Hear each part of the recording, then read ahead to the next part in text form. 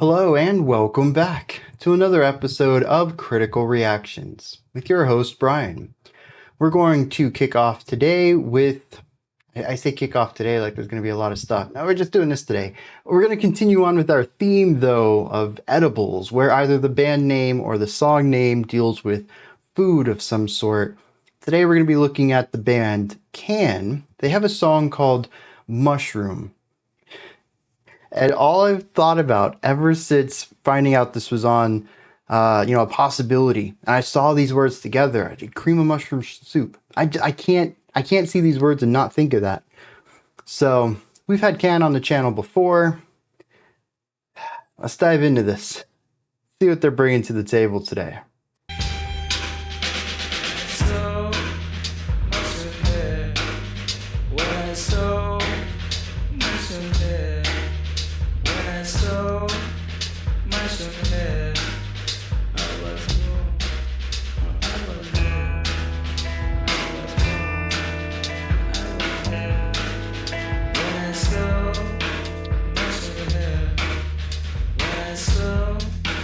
Harmonically, this is pretty eerie, but it's exacerbated by the panning. I think the drum panning is just typical production of parts of the kit. There's a lot of reverb though, but the vocals have a delay. You'll hear it on the right and then the left.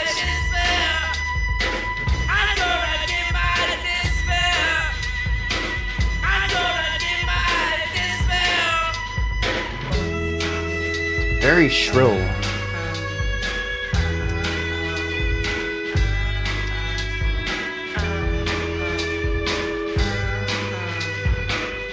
Parts of this progression have an uplift. It feels like it's going to go towards somewhere better. And then the fourth note is just dark tension again.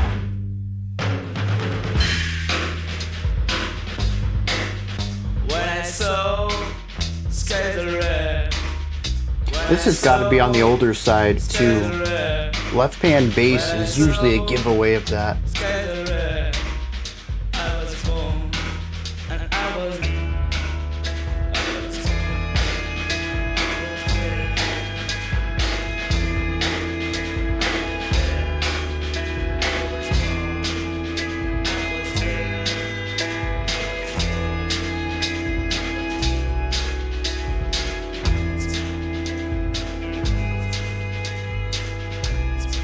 It's very trance-like, this section.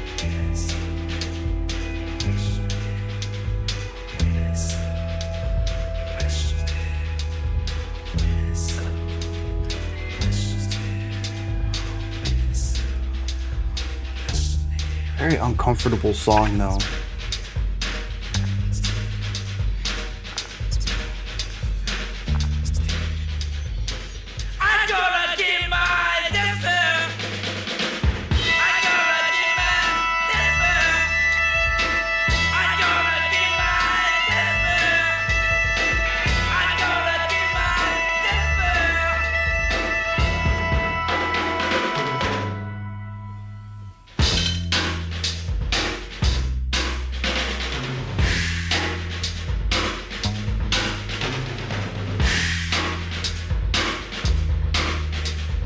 The high reverb gives it a hollow sounds.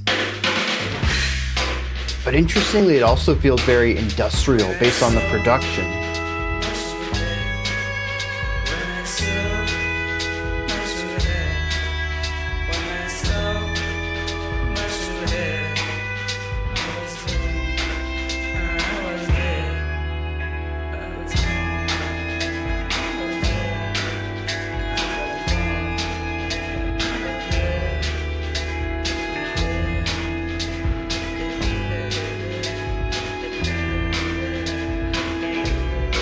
That snare.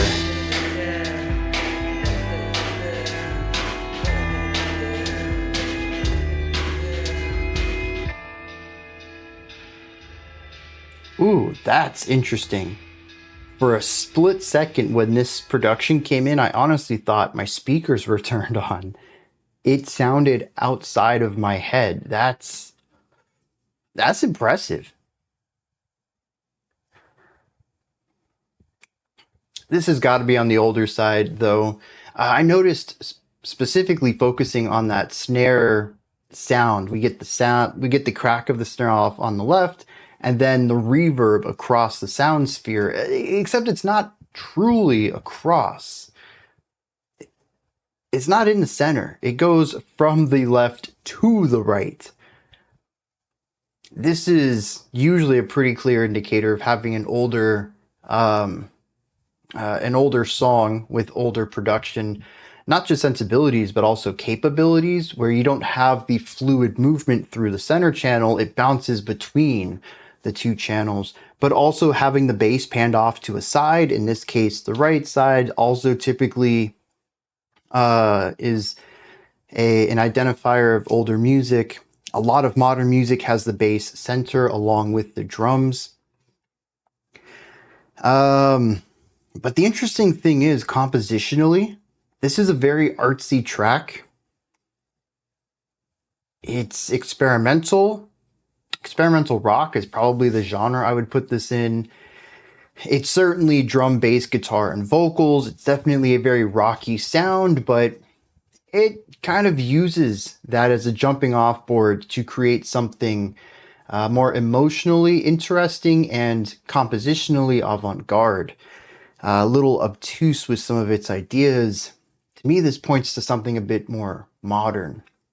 So when I break for lyrics, I'm going to look when this came out, but honestly, I don't know. You know, this remaster is from 2011, but this feels simultaneously old and new. It has that timelessness to it. The production could very easily just be a replication of an older production style, very retro revival. I do think Can is a bit on the older side, but I'm thinking older like 90s, not older like 60s or 70s, where this production style would have been more prevalent. So that's usually a good description for a band, though. You give me something older and I'm like, ooh, you know, this is kind of timeless. I can't really place where it is. It feels like so many eras. I always find that interesting. Stuff that feels of the future at the time, of the past in the future, but also not a specific past. Something that feels like it could have been created at many different points. Musically, what's going on here? This is simple stuff. We have drum and bass giving us a nice groove and rhythm. And then we have the vocals just repeating stuff over and over and over. I don't know what they were saying. It was kind of slurry. Some of the stuff was even under the breath, as if they had run out of breath, or maybe just whispering it, very low energy. Just kind of getting it out without, directing, without that force and that air pressure to give it, like sonic physicality. And then there's the guitar. This thing just gives us sound. So many different textures and atmospheric ideas, ornamental concepts, little chirps in some places, long drawn out drone in others, sharp sounds in one place in particular, just a hair bit too abrasive of a tone for me, with probably too much treble EQ that really drove home the intensity of that tone. Artistically solid. My ears did not like it, though. I'm pretty sure that my my physical reaction to that sound was intended. So excellent execution, but not something I'd want to hear again. And that's the whole song right there. It's kind of groovy. You can kind of bop to it. There's weird textures and sounds going on that just don't feel very pleasant, and some dude just talking to himself, just rambling these phrases over and over and over. And even that description right there doesn't feel very inviting. Noise and rambling. That's not usually the signs of a great club to go to. When you hear that from the club, you're like, maybe I'll go to the next one, see what's playing down there. But on top of that, we also have the harmonic component to all of this. And I really think that it brings all of these odd ideas together into a way that sort of hones in on intention. Because otherwise, just based on how I've described it so far, you're like, yeah, that's probably not a good song. If I walked up to you, I said, hey, you want to check out a song? Dude just rambles, the guitar's like really sharp sounds and just kind of twinkling things here and there. I don't know, man. Doesn't sound like a good time. But here's the thing that binds it all together: the harmony. This is a song that right from the beginning, bar one, it's eerie. It's unsettling. The bass guitar gives us this harmonic movement from the start, and the electric guitar leans into it, especially on the moments when the electric guitar shifts to chordal ideas. Like that walk down in, I don't know, is that like minute 2 of the song, give or take? I don't really think, I can't divide this up into like verses and choruses. It just felt like 4 minutes of linear music to me. But it's just eerie. It's unsettling. It's not comfortable at all. Uncomfortable is actually a really good word for this, because not comfortable could be like in the middle, right? It's okay. Like a couch that you're fine sitting in, but you would not buy that couch for your own house. Not comfortable could cover that, but this is uncomfortable. I don't want to be in this atmosphere. I don't feel like I belong here. I feel like I should be backing up, going out the door I came in. This is not where I was supposed to be. It's not where I was looking to go. And the music is telling me I'm not supposed to be here either. Like, just the atmosphere of this place, no. And when you put all of this together, you get a song that absolutely feels antagonistic. It feels gritty and grungy and dirty, and I don't know. At times, I felt like there was a little bit of sorrow to it. There was definitely a couple of chordal movements that had upswing to them. I thought we were moving towards something positive, only for the harmonic phrase itself to land on a final really tense note, something that just feels like the walls have caved in faster. You knew that the walls were coming in already, and then they just lurched, and you realize you have less time than you thought.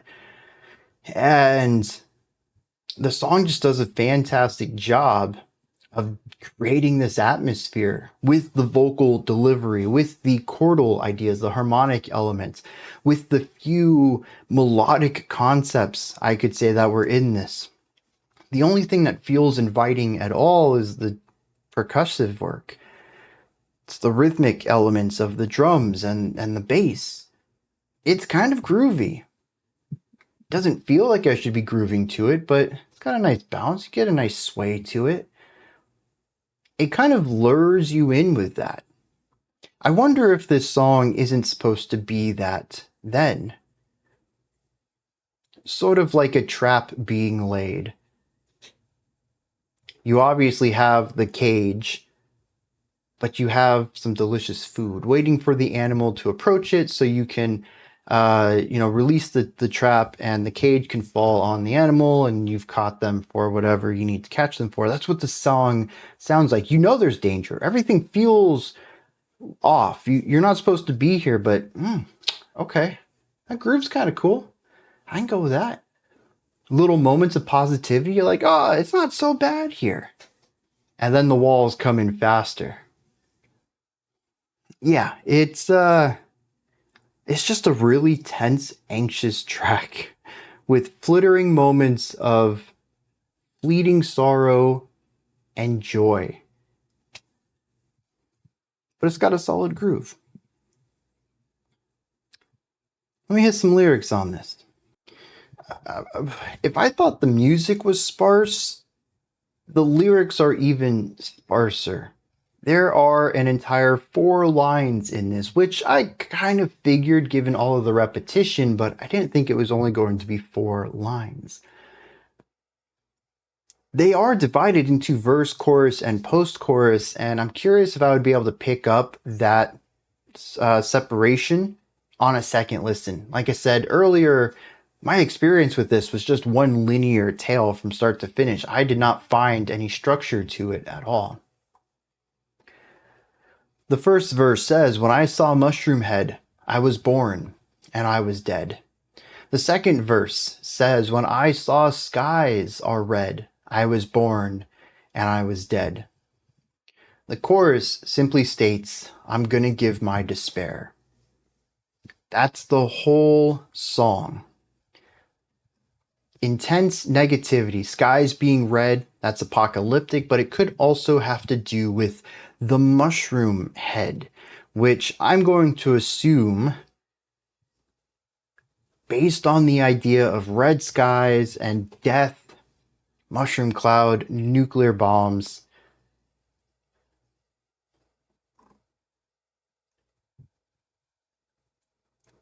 And so when he saw this destruction, he was both born and dead. Spiritually, maybe emotionally. I mean, he does talk about giving. It's not giving into my despair, though. It says, "I'm going to give my despair." It doesn't say to whom. It doesn't say give it something. It just says, "I'm going to give my despair." And that is not a complete sentence. That needs more information. It's missing context. I don't know, man. But talking about nuclear bombs, I think in almost any song, you should definitely create something of discomfort, and this song does a fantastic job of that. The idea of being dead, at least, I think, is captured in this as well, but I have no idea what the idea of simultaneously being bored and dead, the parallelism of that upon seeing the catastrophe. And I have no idea what's going on with the despair angle. So I don't really know how to tie this back to the music or my interpretation of the atmosphere of the music. I'm going to open the floor here, as I always do. Let me know your thoughts, because these are just mine. Did you enjoy this? Is there anything that stood out to you? Anything that you'd like to add on to what I said or correct me on? Do you have a different interpretation, opinion, or perspective on this? Please put all of that and any other thoughts you might have into the comments section below. Above that, in the description box, you'll find a link to Linktree. Takes you here. You can find links to my music, ways to support the channel, a link to the Discord server, and so much more. Above that, if you could, like, subscribe, and ring the bell. I greatly appreciate all three of those. All right, that wraps it up for today. I'll be back tomorrow, though, 5 p.m. Eastern Standard Time, 9 p.m. UTC as usual. Until next time, remember to be critical, not cynical, of the music you listen to, and have a fantastic morning, afternoon, or evening, whenever you choose to watch my videos.